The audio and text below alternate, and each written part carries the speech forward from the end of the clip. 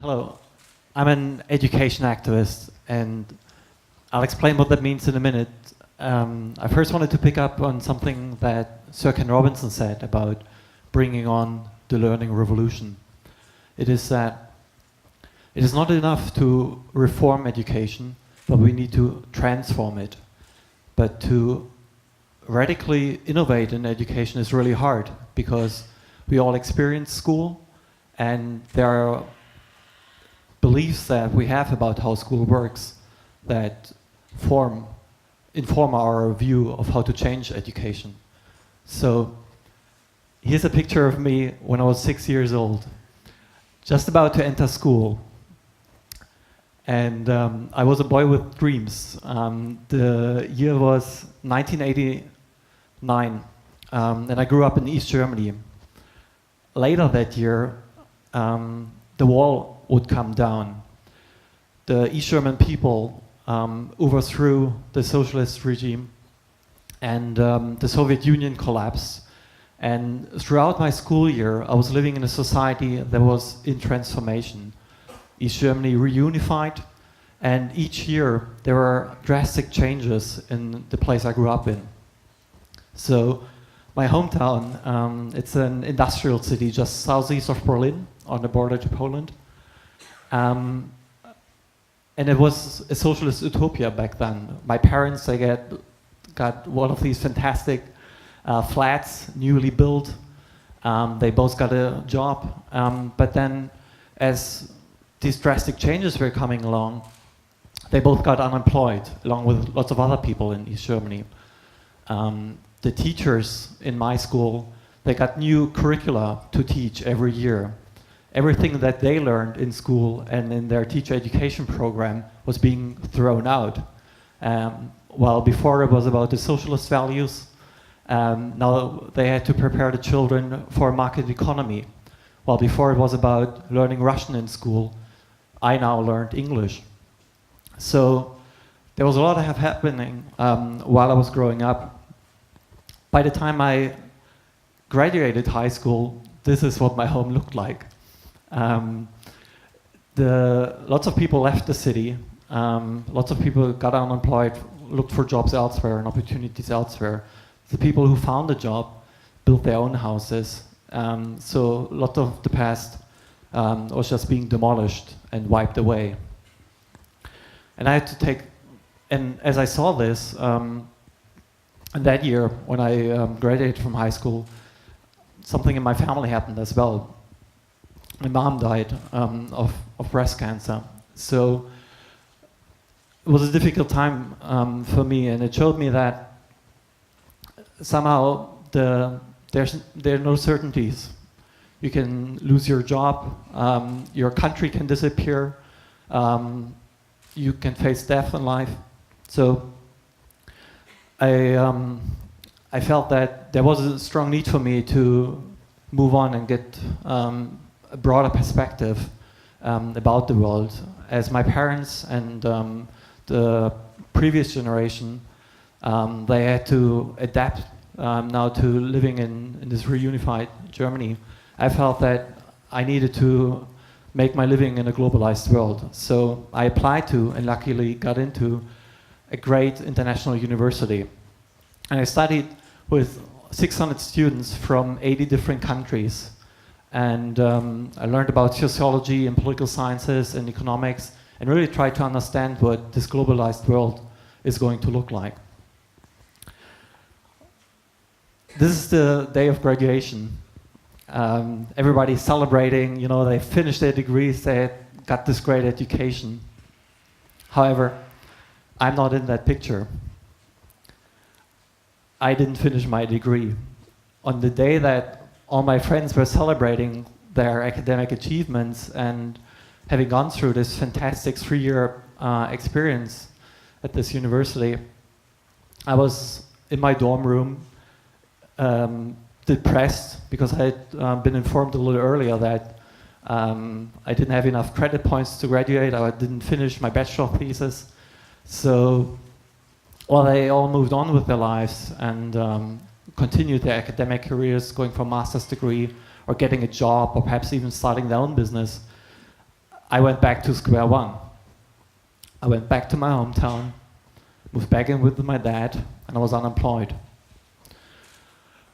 And during that time, I mean, I lost all my confidence in the high school education and this great university education. It hadn't prepared me for the challenges in my own life. I had lots of time that I could spend on the internet and came across Sir Ken Robinson's talk about schools killing creativity. And having seen that and now using the internet and watching lots of videos, reading quite a number of books, a new thought occurred to me that perhaps it wasn't me who had failed my education, but perhaps it was the education that had failed me, because I dropped out, but perhaps it was the reason that it wasn't my fault that I wasn't smart enough, but perhaps it was the other way around, that my talents weren't developed or recognized. And it gave me, slowly, I listened to my own voice and regained some confidence that perhaps I wasn't such a failure after all. And also that year, I started connecting to other educators in Germany who wanted to transform the education system. Teachers, school leaders, people in universities, or young people like me who felt that the system we had wasn't the system they wanted. And connecting with them, again, showed me that perhaps it's not only my fault, but the system is something that needs transformation. And also became, in 2009, part of a fantastic experiment called Paloma 5. Paloma 5 was a 6-week innovation camp in Berlin. There were 30 young people, under 30, from around the world who were all at what you could call a quarter-life crisis, who they already entered jobs or they were at a standstill in their lives and felt they needed a shift take a step back and find a new route in their life. Paloma 5 in this camp, it was about innovating, prototyping the future of work. So we used, for those 6 weeks, we lived in an abandoned industrial building, and we worked and lived together and had coaches and mentors and people from German companies who also felt that the way they are working and their employees working isn't working. And during that time, it was great to, again, have this community spirit and seeing that there are like-minded people and that perhaps the systems we have in education and in the workplace aren't working after all, and that they need this kind of transformation. And it also occurred to me then that perhaps it's not enough just looking at the German perspective. And in education, we all oftentimes have a very national discourse with thinkers who inform what we mean by education in our country, and a political system that determines much of the framework that we have for innovating in it. So I decided then, with the help from my Paloma 5 friends, to go on an education expedition across the United States. So for the next 5 weeks, I would travel from New York to San Francisco, going on a coast-to-coast road trip, and visited some of the most innovative schools in the country. I went to university programs, I talked to startups, to NGOs, even education journalists. So I really tried to find glimpses of how we will learn in the future by going to a different country and talking to the people who innovate in that context. And what it showed me is that around the world there are people who are really doing this work and finding new models, reinventing what we mean by learning, and disenthralling ourselves from the commonly held beliefs about what an education system looks like. After finishing this tour, and then spreading what I learned there in Germany with events that we organized. Another question occurred to me: why did I go to the United States?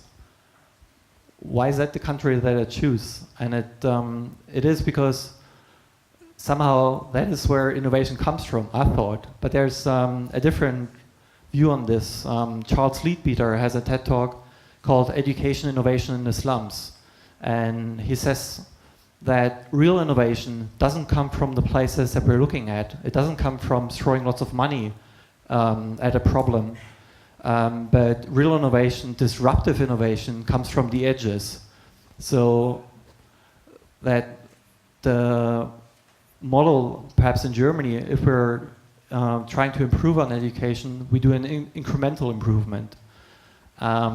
And therefore, I then decided to join a summit, a Rwanda Open Summit, which was held in May last year, organized by a school in Sydney.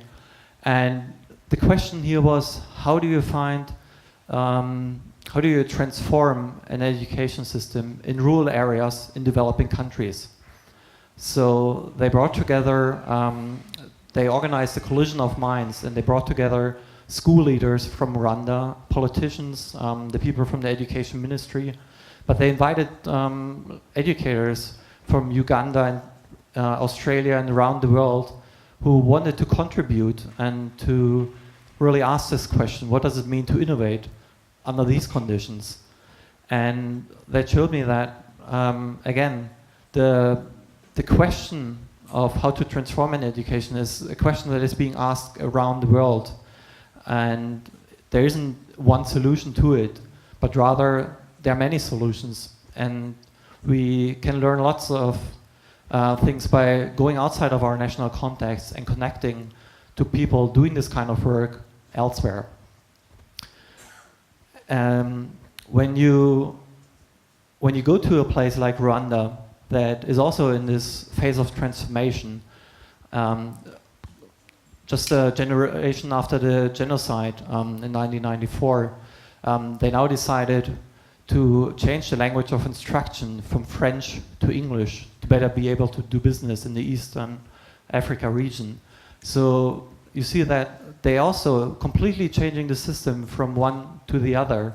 And it is of course hard for the teachers, for the parents, for the children to find a new way and to make create their own future and create their own learning.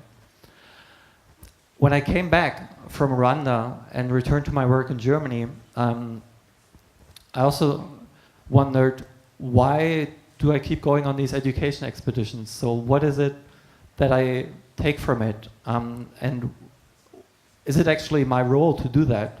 Or should it rather be the students to reinvent the future of education? So what we did in Germany then is to start a roadshow where students from a really great school in Berlin, they went around the country. They went on a 10-day roadshow and explained how they learned in their school. Here's just the bus that they used to travel around the country. They spoke to huge audiences of 1,000 people in the major cities in Germany, and talked to the teachers and the parents in those places, and told them how they learn at their school. For instance, it's not about just learning the knowledge and the skills, but for them it's also about learning to act and learning to live together. So it's a school that doesn't separate on ability, but where all children of all abilities come together. And they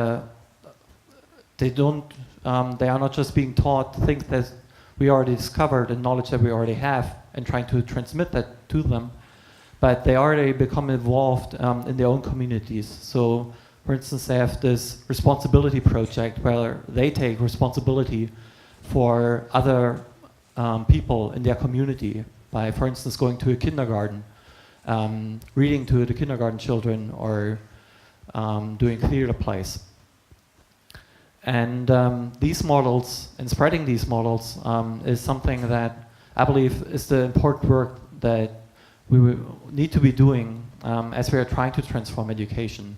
We all experience school, and we all have a view on what the future of education should look like, but we must take the step back and kind of question whether our experience is actually informing the future. So I want to leave you with the notion that when you're now in Portugal trying to transform your system, you also see that there are lots of changes. You grew up in a different time, under a different system than the children that are now growing up.